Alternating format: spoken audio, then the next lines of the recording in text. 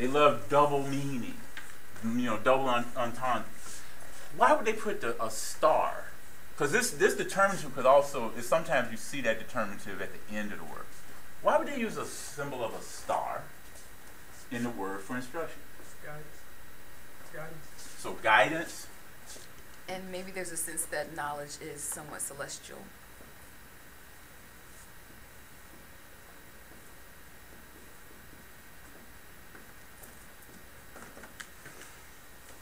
What else? Far-reaching.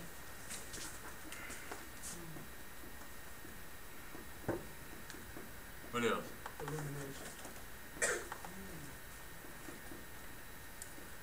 What else? And its connection to spirituality.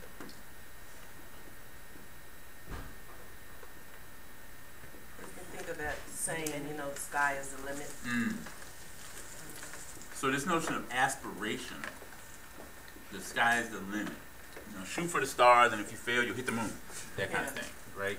Zora Neale Hurston's parents used to tell her that. But this notion of a star being guidance, so like the North Star, the way that you're using a star is like, so your instruction, your wisdom ought to be your North Star. It ought to be something that keeps you kind of on track, right? That there's a celestial basis for knowledge. That knowledge, wisdom, instruction comes from a lot of sources, but ultimately it comes from God. It comes from spirit. It comes from Amun Ra. That knowledge can be far-reaching. The impact of knowledge can be very powerful, right? Illumination, shining a light on the subject, so to speak. So you can understand something a little bit better. Connect to the spirit, and there's this notion, as we say, of aspiration. So that Ptahhotep, as he gives his preface, he's really, again, referencing some really old but important ideas. That old age is important, that instruction is important, that the way that people move in the world with that information, it can be critical, right? So what I'm going to ask you to do is, just for a second, this was the assignment, and hopefully folks had a chance to do this. I want you to turn to the Husia passage that you chose. And the way the assignment was put out there is we wanted you to look for a Husia passage that actually spoke to you. Oh, that was not what I put in.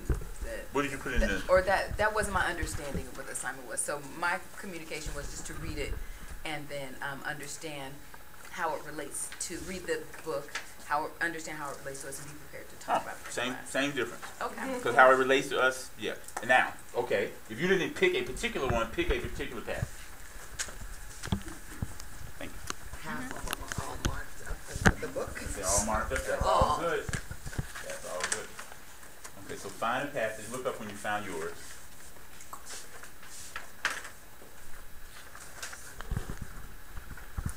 Okay, you ready? Don't read yet. I'm not asking anybody to read quite yet. Just look up. If you're done, if you found a passage that you want to focus on for a few minutes. I know there's many. You want to just give me? I know what it is. I just don't know where it is. Which one is it? Sticky. The one about parents instructing their children and being supportive, and the exact words have something to do with being a wall. Okay. And the So ideas there's that just one stand on fast. page 48 that's similar to what you're talking about. And there's another one.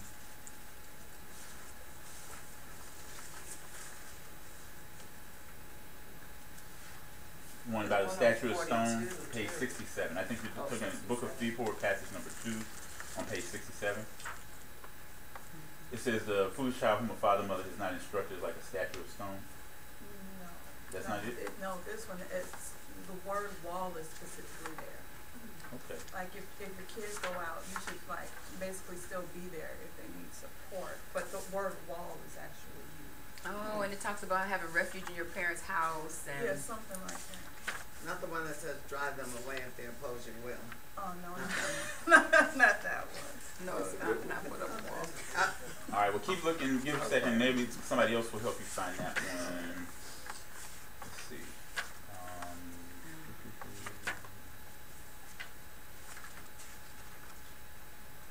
Did someone mention page 48 too? Yeah. 49.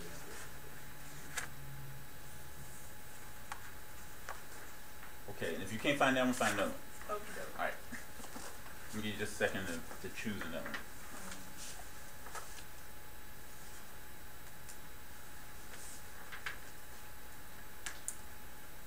So just take a second to read it to yourself, whatever passage you chose, and just sort of summarize in your own words. Think about it just for a second.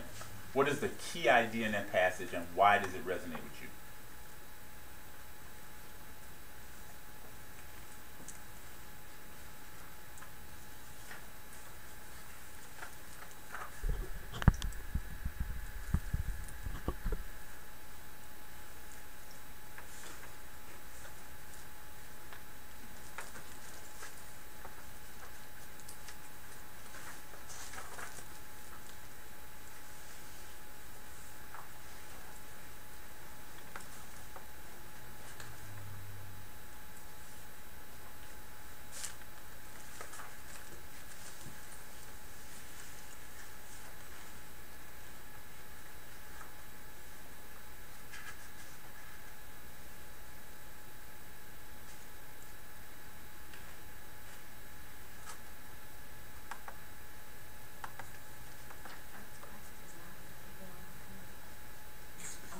I'm like, man, people like that shit, please. All right.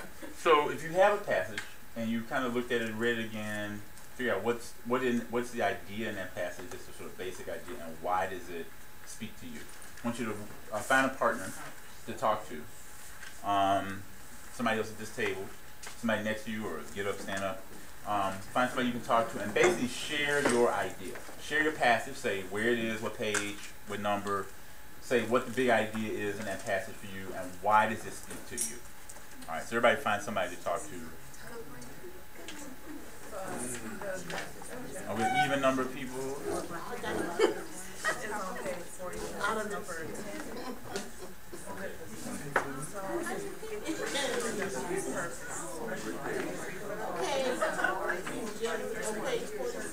It's on page 55. 55. Thanks, yeah.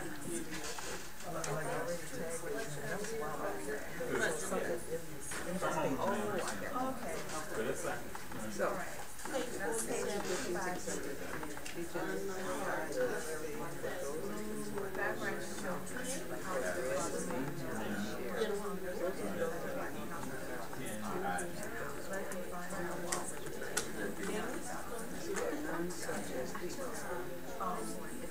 I like that one because I find well, it resonates with me because of my relationship to my parents. But I find also that when we're talking about people's spiritual I guess more names and so forth. What comes out of those things love those passages about those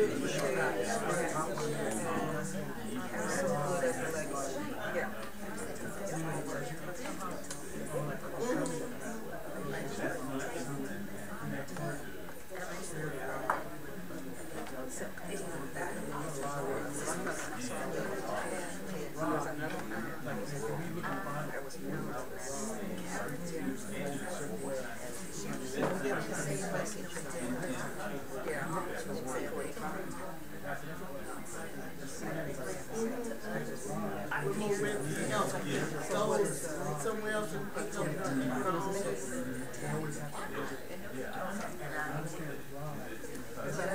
the Yeah, it says the same thing.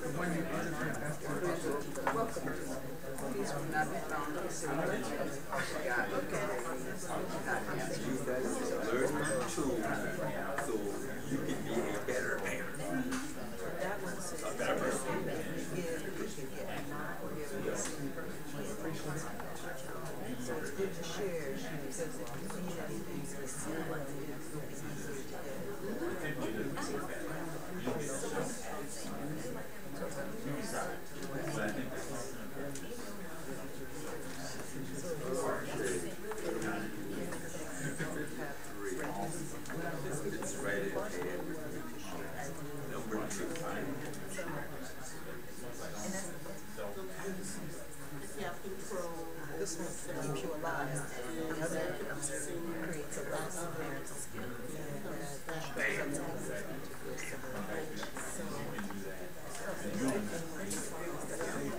The one that my hand flipped to, because I didn't get a chance to read all of this, was on page 15. It's interesting.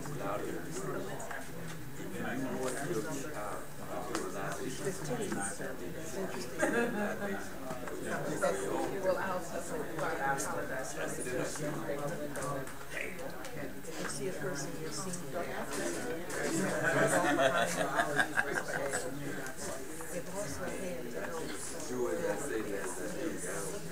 I respect them as their children. The strong arm is not weakness. The arm is not broken by bending to respect. Better is a poor person who pleasant words than a rich person who is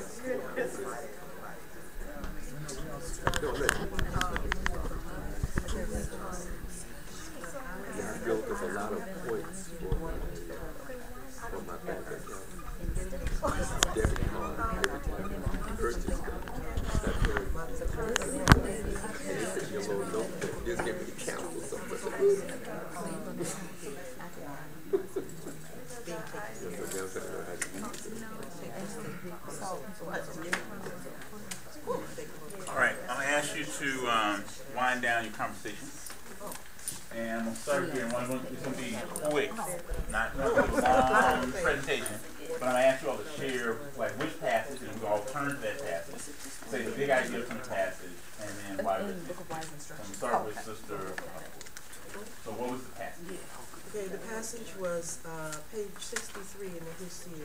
Everybody turn to 63. Number 15. And don't forget where you were on yours. All right. Number 15. 5. All right. And you don't have to, we're not going to read the whole passage, but what is the big idea that came out of it? Well, I was just sharing with Sister Mona that we were talking about age and giving respect to elders. And as I was trying to figure out what this one opened up, and there it was, so I said, oh, let me check something else, but it kept coming back to this one. So I think this had a powerful message to me, about giving respect to elders, and that enables you to have a much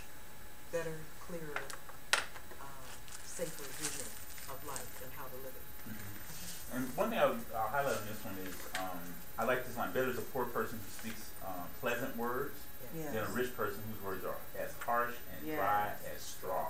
Yes. And then, like, I love how the ancestors do this. Almost every one of these passages ends with the one-liner. A pilot who sees far ahead will not wreck the ship on the rocks. Right. Like, you gotta have a certain kind of foresight, and age often gives you that foresight. Okay, I have two. I couldn't Okay, separate. pick one. Are you 47 and 45. Page Page 47, 47. number 10, 15, number 18. Okay.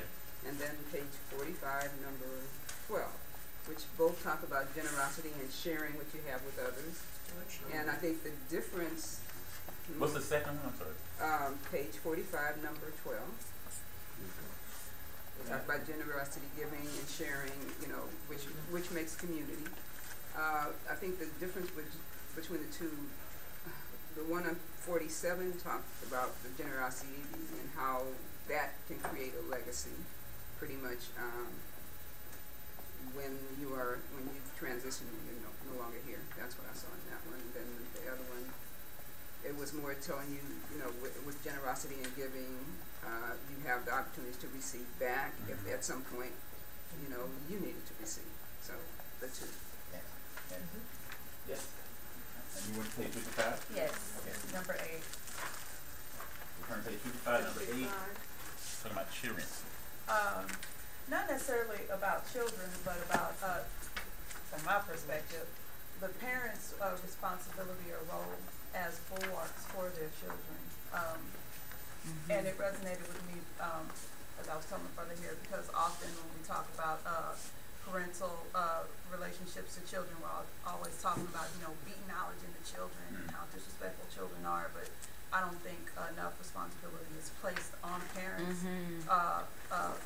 for being ports, you know, in the storm, or giving children what they need so that they can be responsible, appreciative people. And I take it personally, being a child of the crack generation, because oftentimes we're spoken of as if we birthed ourselves, and the generation before us is not given responsibility in alleys with crack pipes, or, you know, worried about being in the middle class or whatever. But anyway, I appreciated that some elder person somewhere took the time to realize that our children really do need their parents. Yes. Thank you. I actually picked number 1, page 41. It says, "Be not arrogant because of your knowledge." And as I shared, to me, that's like a few books in the Bible and the Quran.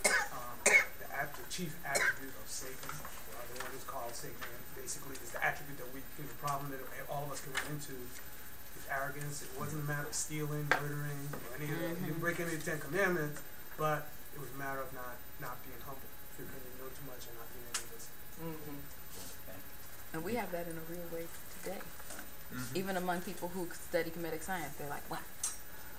You don't understand the scroll of such and such." Like, And if you look at the trickster in African tradition, that's the person that gets tricked. yeah. Self-righteous. Self-righteous. Thank you. Mine was page 42, number 4. And it talked about being diligent in, oh wait, was that the right one?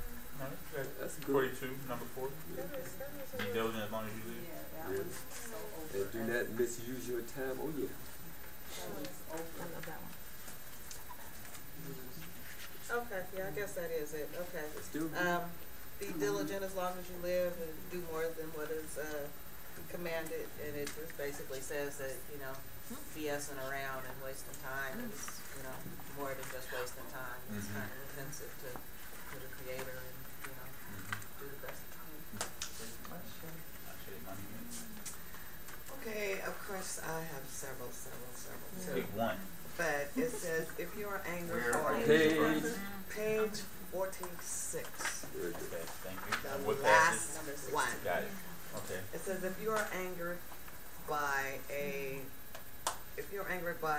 wrong done you by another, lean not toward remembering it, but toward righteousness. Pass over it quickly and do not hold on to it. And I think that is a great virtue in order to be able to do that, because stuff happens, and people are people, and everybody doesn't have the Husia, and if they do have it, maybe everybody ain't reading it. So it's important to not hold on to things, and to let it go. Cool. And my thing is, God bless you. God bless him. God bless him. And this is one of those ones that it's really interesting to see how the ancestors, and through speaking through, this is what the top of is really specific, because it says, pass over quickly and do not hold it in your heart after the first day it happens. So usually they don't give you like something that like it's usually like, well, you can be mad for a month or a year or half a lifetime, and then you're gonna get over it, right? This is like after the first day it happens. Why? What in our theology is that day about? Why would they say a day, not a week, not a month, not the next cycle of the moon? Like, why? Because Amara has made the cycle and the day, and it harms us to hold on to evil. It really hurts your physical body when you hold on to the bad things. It does not help you. And it's a forgive one who has wronged you, because it helps. Not for them, but for you, because it helps you to forgive and let go. You did it. That cycle of a day. Yeah. So you're waking up with a new day. Why are you bringing this old stuff into this new day? Right. Like, why? Why? Because see, we do this though. I'm stopping you for a second, because this is the source of a lot of baggage. Day after day, you got to run in with somebody on Monday, and then like by Wednesday, you haven't dealt with it. It's festering. Maybe you run into another little bad thing that happens on Thursday. So by the end of the week, you got 3 or 4 things you're mad about, or upset about, or they did me wrong about, or fill in the blank, right? They're saying, what if you cleanse that every day? What if you purge that during your evening meditation? It's like, okay, had this little situation, I got to let that go. Like how I respond to things is what I have control over. Not the thing happening. I have no control over what happens. But I do have control over how my response. Married couples, when you ask married couples who've been married a really long time, often they would, if you ask them for advice, often they would tell you, we never go to bed mad with each other. Exactly. True. Because if you go to bed mad, why? Now it's in your dreams, it's in your life, it's in you, and you wake up in the morning like, I'm still mad at you. Like whatever else you did, I'm still mad at you. You didn't leave. Right. Okay. See, I say somebody know what I'm Okay. Okay. All right. Thank you. All right. So we had the same one, page 47, and say a word or two about why you like that one. Well, Page number 18, be generous. Well, it brought to mind the problems that we have today, like in the Philippines, the people are starving and they're turning against their government because government is not giving them what they need. So that's why this one rung true to me about being generous as long as you live, and those whose bellies are empty turn accusers to the government and stuff like that. So that's why it rang with me. Okay. So let's try and go. Page 53. This is so relatable to me. Which number? Number 2. Pour a libation for your father and mother who rest in the valley of the dead. God will witness your action accepted. Do not forget to do this even when you are away from home. For as you do for your parents, your children will do for you also. And my main thought there was that oftentimes you hear people say actions speak louder than words. So if you're doing this and your children are observing you, then they will continue that tradition. Whereas if you say, do as I say, not as I do, then there's a disconnect going on. So that's what I got. Thank you. And this passage is one of I think the only place I've seen in the Husia that directly talks about libation. Like we have a lot of, we put a lot of importance on that ritual in here and in other places where we go. But this is one I use a lot, to ground me around when I'm trying to educate people in our community about what libations are about. I usually will say this, and people get it based on this language. So, Sister Tanya, thank you for that. Page 42, number 5. Okay. It talks about parents who are worth in wisdom and training their children well, please God, and parents not to separate their heart from them. And I interpret that to mean that if you are a parent in whatever way, that you become a parent, that you have children in your household that you're raising, that you train them well in the best way you know how, that you give them 100%. You may not have control on how they got there or whatever the situation is, but they're here with you. So give them 100%. Give them your best, so that they'll grow up to be successful and good people. And then it talks about children who don't follow your course, who oppose your will. You know, it says to drive them away, but how I interpret that is, don't fault yourself for how your children do eventually turn out, because some children have their own will and make their own decisions, and whether they've had a good foundation, good upbringing or not, they're intent on doing the opposite. So for parents not to blame themselves, you know, that happens.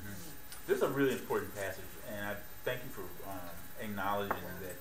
First of all, when we think about parents in Western culture, we're thinking like biological parents. In African culture, if you're around children and you interact with kids, you're a parent. Because you're in a position to give advice, counsel, support, coming out of your body as women and men, you know, making those familiar relationships with kids. That's not the only way to be a parent. And I think in our time, this is one of the most important things that we need to get as black people, as Africans. Everybody's got to be a parent now. Yes. Because the way our children are operating out here in the larger community, and it's a small subset that are just acting out, and a bunch in the middle who just trying to figure out which way to go. Right. Because nobody's giving them the advice and counsel. We're just saying, well, you'll get it some kind of way. We're hoping that whoever's in the household is giving it to them. And often that ain't the person. Really? Really? Right? So as a people, Say that. this piece around how to be parents, caregivers, supporters, you know, mentors, role models, all these words that we use around how we interact with young people. In traditional African culture, kids belong to everybody. If you're African, whatever kids are in your earshot, in your periphery, you can't be on the bus and be like, well, that's somebody else's child. Your responsibility on the street, at work, wherever it is, your responsibility as an African is to say something, to do something, to act in a certain way that lets young people see, here's what it is, out of love, right? And sometimes, you know, we in the community say that some of our children don't know better. They do. Recently, I was in line for something, and there was a young brother behind me, and he was talking to someone, and a curse word came out of his mouth, and I looked around and automatically said, "Oh, I'm sorry." You know, I'm sorry. I didn't even say that. Yeah. And then this passage is also personal for me, you know, because of a little bit. And, you know, but anyway, you know, the whole thing, and, you know, but anyway. How she came to you. Exactly. That's it. And the struggles around She that. came to us. When it says drive them away, could that also be, I don't know the original, but drive them away from what they're doing? I mean, to take some responsibility rather than just, you know, they're doing something that's out of the way, to actually, you know, drive them away from that, not necessarily drive them away from yourself. Could be. You know, And that's because you resist. Then this would be a good place to go back to the original text and look to see how the words are used and how the Karinga, you know, translate it, because it could be multiple meanings. And but then it ends, because it's almost like every time we read, just kind of laugh about the driving away part, because those of us who are parents, at times we feel like we get that, like, y'all need to go, right? But it ends with saying it's a reminder to the community as parents, those who are guided do not go wrong. So it's a high standard, like the guidance part. Like, you can't act like they did all this craziness, but you didn't teach them. It goes back to Yeah. Put a wall around them. Be the kind of parents that you give, almost like, I mean, I feel like this around my parents. Like, that my parents conspired for me to be the person I am. Yes. I had no choice about my participation in church. I had no choice about being in the Boy Scouts. I had no choice. There's certain things, I ain't no choice about that. That's right. They were like, you know, you got two choices. You could die and be black. You know, basically. And they told you could die. You could die. Yeah, basically. So you don't get a bunch of, if you do it right, you put the right things That's around right. people, That's then right. you can't, it's hard to go wrong. That's right. You gotta really try. And that's what it says. It says, but those who It's serious. willfully lose their way. I'm choosing to do this crazy. I know better. I know what it looks like. I know meth, that's a bad look. You know, that crack, it's a bad look. You know, that's, I know, but I'm still go over here. And we got folks around. I got a brother in my neighborhood knocked on my door last night. Greg, I need $5. And I know his whole story about why he's on the street. Because his parents they couldn't tell him nothing. Right. Brother can't tell him nothing. Right. Everybody done put him out. And now he's like, well, man, I'm in a bad way because, my brother out of town. I went downstairs. I gave him a couple of dollars, but I also said, man, come on, Johnny, come on. For real? Like, we've been here before. Yeah. This ain't the first time you borrow some money from me. Right. Right? Borrow. Right. Yeah. I catch you on it first. Right. Yeah. So, When you catch, yeah. Yeah, when you catch him. My cousin once who was on crack, and he was coming to my mom's house borrowing money, and we love him dearly, And I told him one time, I said, don't come back to this house anymore like this. And after he got clean and everything, he came back one day and thanked me. He said, thank you, because it's not always, help is not always in the form of giving someone what they're asking for. But Right. sometimes it's giving them just the opposite. That's Like, right. no, That's you're right. not getting no gas money. Right. And don't come back What kind of here. gas? Right. All right. Let's catch you the next 2 or 3 comments. Yes. It's all dimensional. And time check, there's 5 minutes. Degrees. What page? On page 47. This made me remember. I'm sorry, what number? 19. Okay. Remember a couple of things in life. As we talk about family, parents are always trying to protect you from the wrong people too. And so my friends as a teenager were always being scrutinized. Or I was being told they don't mean you no good. Not the ones to be with. I also in 19, in the book Ta, page 47, remember my friend Teresa. And even though I didn't go to her and see her, we talked on the phone. Probably just her and I knew this. And she understood that, I couldn't deal with it at that moment. Know those who are faithful to you, and do not mistreat those who are your friends. They are a well-watered field to you, and more valuable than great riches. For what belongs to one friend belongs to another. The character of a righteous person is an honor to him or her, and a thing of value which is long remembered. I long remember her character, but I also know that character assassinations hurt people, and I get that out of there too. And a righteous person should not be subject to character assassinations, and I think that we do that to one another often because we have little experience. Anyway. Thank you. Sister Contra? I chose page 66, number 5. It talks about do not hurl a lance if you cannot aim correctly. There is no good deed except a good deed that is done to one who needs it. And those who struggle together with the people of their town will rejoice in the victory with them. Well, a lot of it really speaks to looking inward before you look inward to someone else. I mean, and because I remember something me and Gina did one time that really stands out for me, because she called me and apologized for something that she did, as if it may have been offensive to me. And that moment just clicked. I said, but Gina, I know your heart. Ooh, I said, I know your heart. So, like you said, you got to let that stuff go. You got to look further than the thing, and so just looking within And that drives to wisdom too, you know, when you can look within first. So. Thank you. My parent.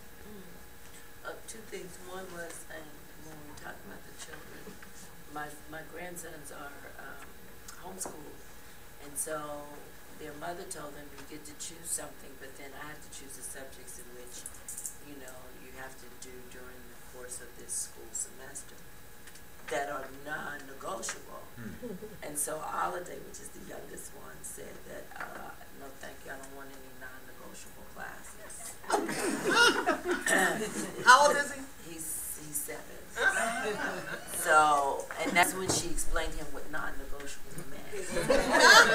So sometimes our children decide things without understanding it's Right. because when she explained that to him, he still didn't want the non-negotiable classes, but he understood he had to take them. He understood it was non-negotiable.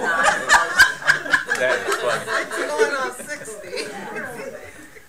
The passage I chose, oddly enough, I chose this passage prior to getting the email from Sister Tracy about this.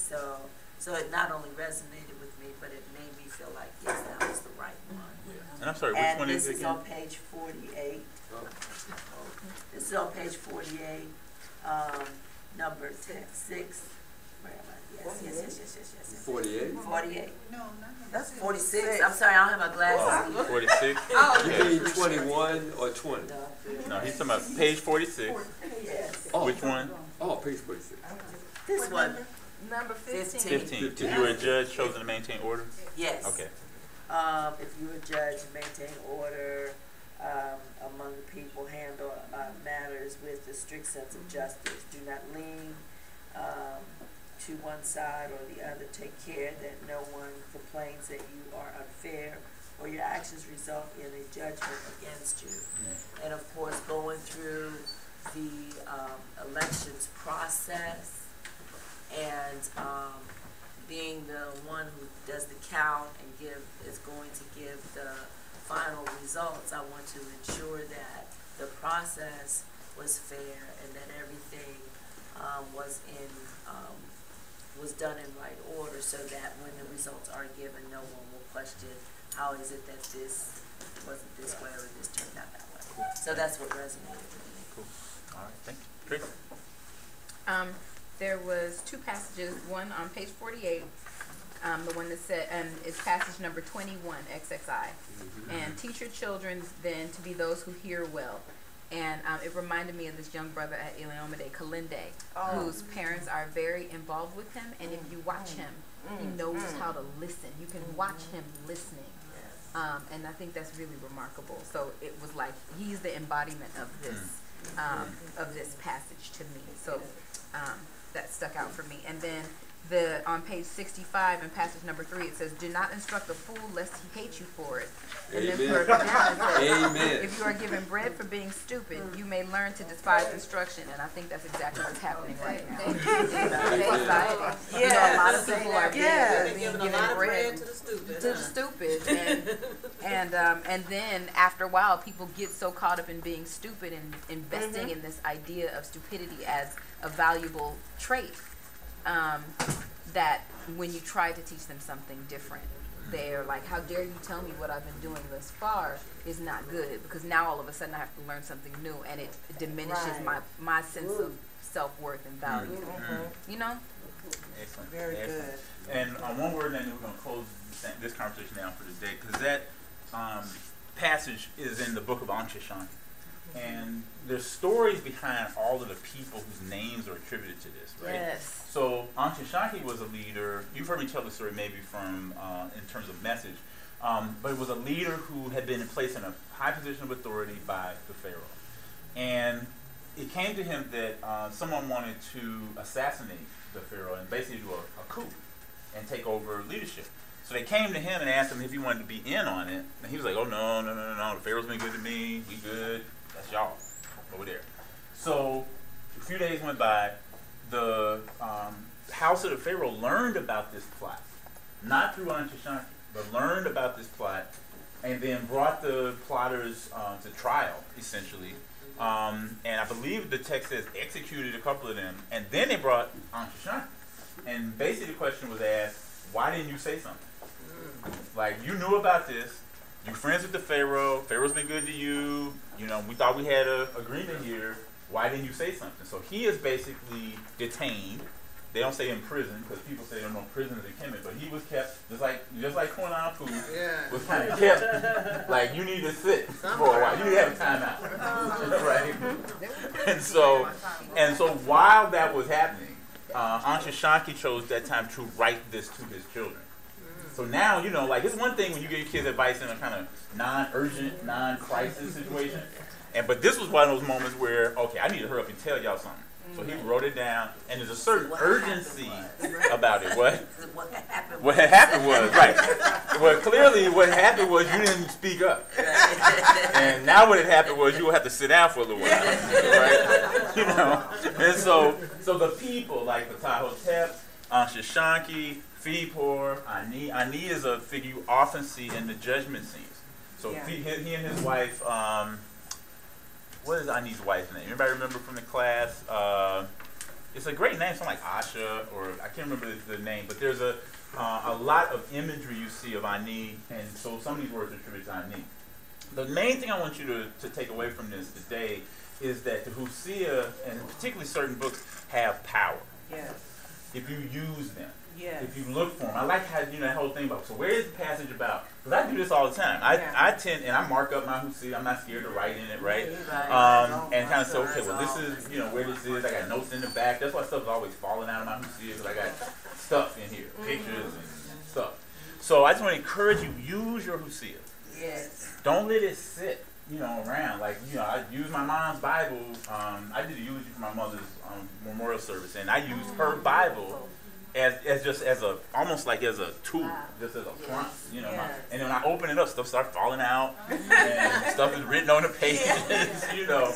And so there's something about the power of understanding. It's a small book, right? But there's a lot there. You can still pass it over and over and get new meaning from it. So to summarize this, all of these books of wise instruction take advantage of the experience, the wisdom of old age, of what ancestors said about things, etc. In all of your comments, there's a way to start thinking about what are the things that come out of the Husia as a set of themes as we wind this down. And so much of it has to do with self-control, like how you use your speech, how you interact with other people. It has to do with moderation, the idea of balance, like speak when you need to be speak, be quiet when you need to be quiet, let things go when you can let things go, right? This idea of kindness, that we ought to be kind to people, that we ought to be kind to our children, kind to our friends, kind to our family, even when they're acting out. Watch the tongue. Watch the tongue, right? Generosity, that African people are generous. Some would say to a fault. Yes. Right? You know, and we can debate the to a fault part of it, but that we're generous, that we share our goods, we share our things, we share ideas, we share our life with people, right? But balance. That's the key thing, is balance. Ma'at, speak it, think it, do it. That's the balanced approach is the African approach, right? That justice has to be meted out. That Shashanki probably felt bad about what had happened but he didn't speak up. And so justice required him to be held accountable, right? So he had to be held accountable in some way. Truthfulness. So all of these sort of 6 big ideas around the virtues that were being passed on to us by our ancestors, and we would add to this, tempered with discretion and reflection. Like, you have to figure out what generous means in a situation. You have to figure out to drive them away. What discretion are you using to drive them away to the help they need, to drive them away from the activity? Is it get them out of your physical presence for some period of time? Whatever. But that all goes to discretion and reflection. Have you thought about the thing? Have you spent time looking at what was the wise thing to do? All right, we're going to stop there. Next week is on the handout. My handout looks different from your handout. But we're going to look at the books of contemplation, and we are, I think we are 2 weeks out. So read the book of contemplation. These are sort of lamentations, prophetic assertions. There's some meditation on death. And try for yourself to discern what's the purpose of this set of writings today. So read the book Contemplation, see where some parallels might fit with today's society and how we're moving through it. Thank you all very much. God bless you. It's good to be back. Yes, good to have you back. Good to be back.